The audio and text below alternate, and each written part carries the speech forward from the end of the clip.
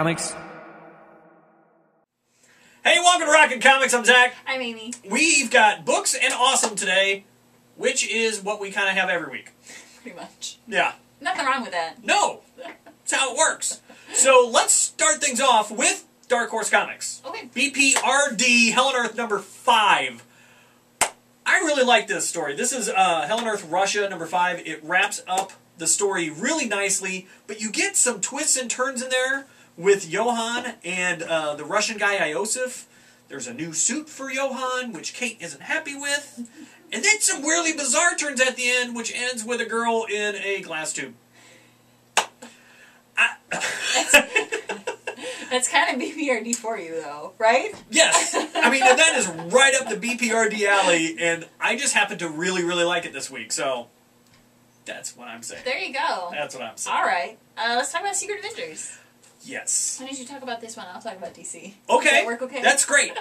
Secret Avengers 21.1, this is the introduction. Their point 1 initiative is to kind of give you a jumping on point. And this is a really good one because you get the new creative team of Rick Remender as the writer, taking over for Bendis. And you get, this is a story of Cap recruiting Hawkeye to lead the team of Secret Avengers. And man, I was a big fan of this too. The action's really good. The story and the interaction between Cap and Hawkeye are fantastic. You've got Max Fury in there. He's developing a new Masters of Evil, which, I'm a fan of. So, I really like it. And I'm really looking forward to Rick Remender's run. And as I've said in the podcast, I'm kind of jazzed about seeing Captain Britain in the team. I know that's super stupid probably, but I'm really excited about that. That's what a point 1 should do. Should make you really excited. And it did. So, and yeah. I so liked it. Yeah. So that's my half. Secret Avengers. Okay. It's all you. Teen Titans number 5. Yay. This is can any of them defeat Superboy? No. Apparently not. No, they can't. It's like one by one, and maybe that's their problem. One by one, they go toe-to-toe with Superboy, and he dispatches them one by one. Yes. That's how it goes. I mean, literally, that's it. Yep. But man, it's just really awesome to go through all that. You learn a little bit more about each of these characters through the battle without the weird flirtiness stuff that happened last issue. Yeah. Thank God. Okay, I gotta be honest. I was kind of wondering if there was going to be any flirting between Bunker and Superboy. We'll find out. There's more to come. There wasn't any blatant. There wasn't any blatant flirting in this fight. Bunker was only on it for like 2 pages. Don't say on it. He was only on it for 2 pages. Don't say on it. With Superboy. Anyway, just if you're not reading Teen Titans, what is wrong with you? Because you should be. There's no excuse to not read Teen Titans. No, there's not. There's really no. It's really good. Yeah. Kid Flash makes his own costumes. Yeah. Or steals them. He steals them from Robin. It's great. Moving on. Yes. Justice League number 5. I think this is so funny that we keep even bothering with numbers because all the DC books are numbered exactly the same. Yes. Again, really, really good. Oh, yeah. This was the first one I read, and I was like, I just don't even know why to bother reading anything else at this point, because it's just so good. That's what you expect out of this book. It delivers, and I'm so glad it delivers. Yes. It's sort of one of those things that, how could it not? Mm-hmm. You know, but it's good all the way around. I think we said a long time ago, if Jeff Johns and Jim Lee can't deliver a winning book with the main big hitters in the DCU, you may as well never buy a DC book ever. There's a problem with that. So, but still, you know, you pick it up and you read it and you're like, oh, that's good. That's exactly what you want. So many good moments in that book. Yeah, it's just a fan. And you said it kind of seemed short. When I read through it, the story felt brief, but not because of lack of pages. It just flowed really fast for me. It does. It goes really fast. But there's a lot in there at the same time. Yeah. So, just good book. It's super good. Good stuff this week. Now, this made it really tough for me to pick a Rockin' Comic of the Week because I could have picked any of these 4. Oddly enough, I picked BPRD Hell on Earth Russia number 5. Yay. I know.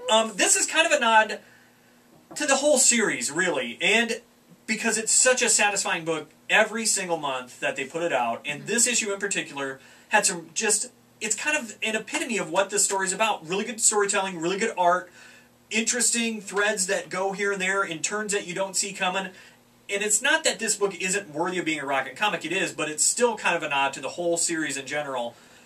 But, man, that's my Rockin' Comic of the Week, the BPRD Hell on Earth Russia 5, so, yay. Yay! And mine, I was so torn between Teen Titans and Justice League. My gut instinct was to go with Justice League. Yay! So that's what I'm going to... And I feel bad, because Teen Titans is so good, but this was just really just phenomenal. Yeah. So freaking phenomenal that...